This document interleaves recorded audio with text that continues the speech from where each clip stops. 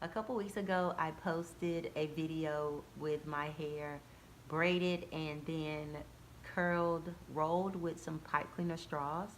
So today I unraveled my hair, and this is the result. So the curls have fallen, the hair is unbraided, and this is what I got. So I'll wear this for about a week, and then I'll wash my hair and start over. So, hey.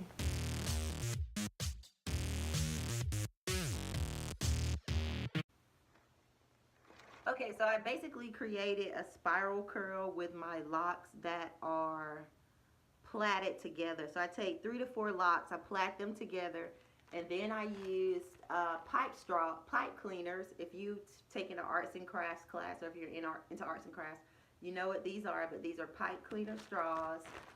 You can get them from any arts and crafts store. I'll take 2 of them.